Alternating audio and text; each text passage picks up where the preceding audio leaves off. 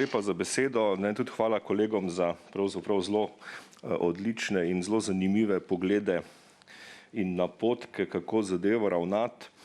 Jaz bi pravzaprav rad poudaril dve ali pa tri stvari seveda za naprej, kako se mogoče lahko organiziramo in kje imamo v organizacijskem smislu mogoče kakšne težave. To širše kot sledilnik v Sloveniji na področju znanosti. Predtem pa samo še 3-4 besede, 3-4 stavke v uvodu, da malo več veste o meni. Jaz vodim oddelek, ki se ukvarja z modeliranjem jedrskih reaktorjev. Kaj ima to za epidemijo? Jedrski reaktorji delujejo na principu verižne reakcije in osnova delovanja je, da to znamo kontrolirati. To je točno to, kar si v epidemiji, ki je tudi verižna reakcija, pravzaprav želimo, da jo znamo kontrolirati. No, tudi kompleksnost je del našega posla in mogoče še tisto, kar je najbolj pomembno, previdnost in predvidevanje, kaj se bo zgodilo v prihodnosti. Zato, kot je lepo kolega Zaplotnik poudaril, imamo upravka s fenomeni, ki nas udarijo po glavi z časovnim zamikom in takrat, ko opazimo, da se nam dogaja, smo ponavadi že prepozni za ukrepanje, vsaj za resno ukrepanje. Ker smo takšni, kolega Leskovar, smo že 25. marca prvo javno napoved, kaj se bo zgodilo, objavili. Ta napoved je nastala iz čiste radovednosti. Matjaž je opazil, da se nekaj dogaja na Kitajskem, je v 2 vikendih postavil svoj model in je iz tega modela sklepal, kaj se bo zgodilo v Sloveniji. Torej, radovednost znanstvena tu zelo pomaga, ker znanstveniki opazijo stvari, ki jih drugi ne, ampak seveda je pa tudi res, da večina teh stvari, ki jih opazijo, ni vedno zelo pomembnih za vse ostale. Tu je tudi mal problem zaupanja ali pa problem komunikacije dostikrat prisoten. Ta drug pomemben vidik tega pa je, in te debate smo imeli pravzaprav ves čas, ne v krogu sledilnika, ampak v strokovnem krogu znotraj kolegov pa ves čas, bomo mi gledali, kaj se dogaja v Italiji, pa bomo razumeli, kaj se dogaja v Italiji, pa bomo razumeli, kaj se dogaja kje druge. Seveda, to pomaga, ampak ne pozabite, če hočemo urediti zadeve v Sloveniji, moramo razumeti, kaj se dogaja v Sloveniji. Čist nič nam ne pomaga, ali pa prav ne veliko nam ne pomaga situacija v Italiji ali pa situacija na Madžarskem, ker so pri nas razmere pomembno drugačne. Mi moramo zadevo urediti tu. Dotaknil sem se zaupanja. Čist medčloveška, to je čist človeška kategorija. Zdaj, rešitev problema zaupanja je, da dolgo delamo skupaj. Večinoma to, da dalj časa delujemo skupaj na projektih, ki so iz radovednosti ali pa česa drugega, nam pomaga, da takrat, ko preletimo v krizo, že vemo, kako bojo drugi ljudje reagirali in bistveno lažje speljemo krizo. To je del priprav recimo naših ekip za jedrsko varnost. Pravzaprav delamo skupaj po 30 let in enostavno, ko pride kriza, ni prva, razumemo drugega, komunikacija je zelo učinkovita, zelo enostavna in zaupamo si. Tega imamo razmeroma malo. Še ta zadnja zadeva, ki bi jo pravzaprav tudi postavil sem,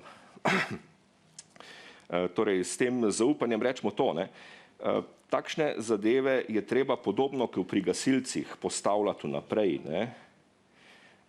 Gasilcev pravzaprav nikoli ne rabimo, statistično gledano jih rabimo izjemno redko, ampak takrat, ko jih rabimo, je pa fino, da že imajo brizgalno, da že vejo, kaj z njo početi in da se tudi ne skregajo, kdo bo vozil avto, ampak to se ve. Tu je zelo podobna situacija. Ampak kje smo zdaj po 6 mesecih?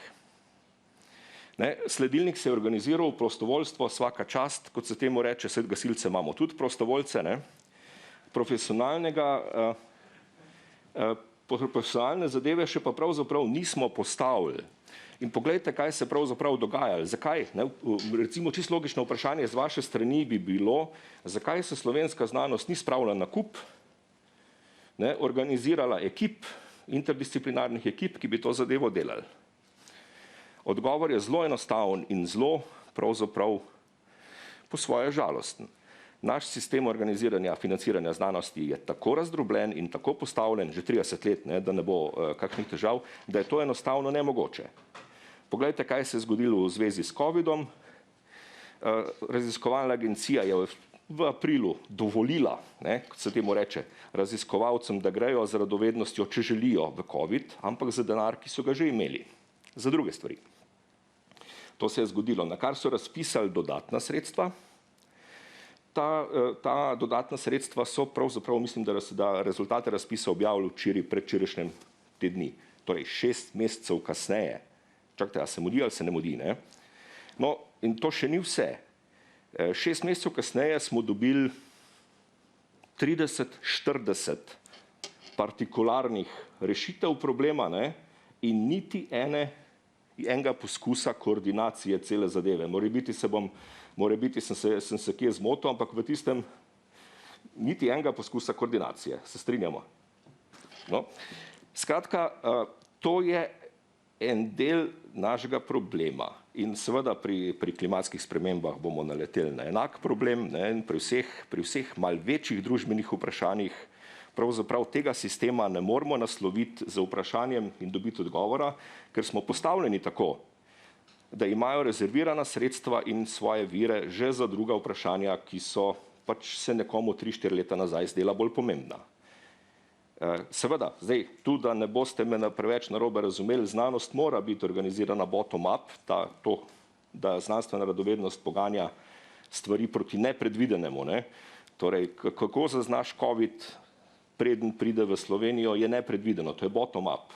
Hkrati pa bi morala imeti komponento, da lahko te sile potem združimo, koordiniramo v ene sorte reševanje družbeno pomembnih vprašanj. Seveda pa se moramo najprej, tu se pa tudi s kolegom Jakolinom v nekem smislu strinjati, pravzaprav moramo zaznati nek problem kot pomemben, da se ga lahko lotimo reševati skupaj.